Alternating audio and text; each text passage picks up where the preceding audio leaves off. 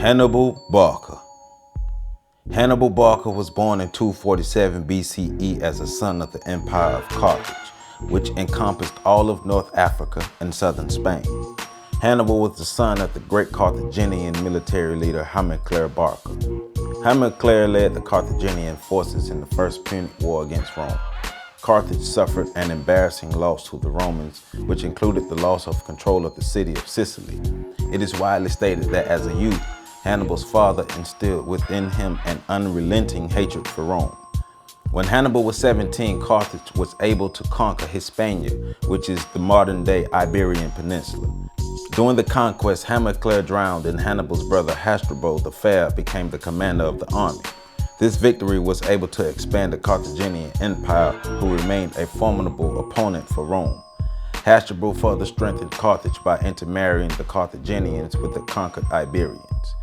In 221 BCE, Hasdrubal was murdered and Hannibal was elected to assume command of the army at the age of 26. Hannibal's first campaign was the capturing of the city of Salamanca in 220 BCE. Carthage's next conquest was of Saguntum, which was a close ally of Rome. Hannibal's attack on Saguntum was considered to be a violation of a peace treaty signed between Hasdrubal and Rome. They demanded that Carthage expel Hannibal from the empire. As Hannibal's fate was being decided, he continued to conquer territories, expanding Carthage as far as he could. Hannibal's brother was appointed as a military commander on the Iberian Peninsula. This move helped the forces of Carthage conquer the Iberian Peninsula as a whole. Hannibal was determined to bring war to Rome. He remembered what his father told him about the Romans, so he launched a military campaign. His conquest of the Iberian Peninsula was an example of his advancement towards conquering the Roman Empire. Because Hannibal conquered the Iberian Peninsula, the Roman government declared war against Carthage.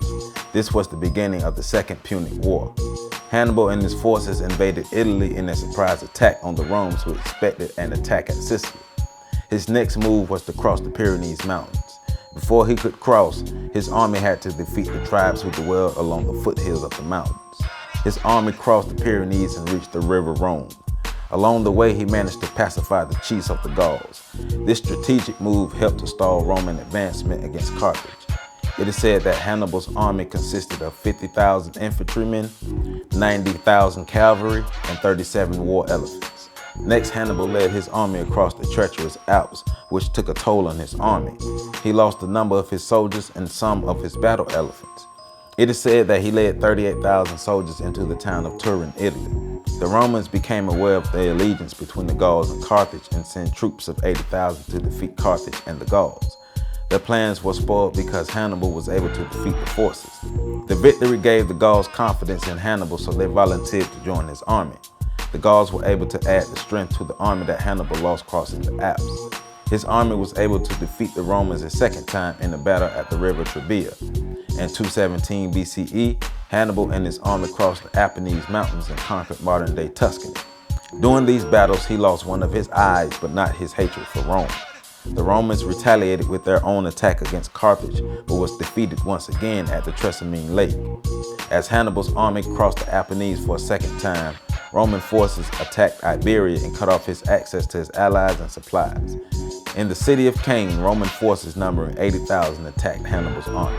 Despite being outnumbered, Hannibal's forces were able to once again gain victory over Rome. This victory caused Roman allies to pledge their allegiance with Hannibal. The Italian city of Capua became Hannibal's new military base. In 214 BCE, the city of Syracuse became a city of Carthage. 215 BCE, King Philip V of Macedonia pledged his alliance with Carthage. The Romans were able to secure a decisive victory against Carthage. Hannibal was not able to capture the port cities of Cumae and Puteoli. His army was not able to receive reinforcements or supplies.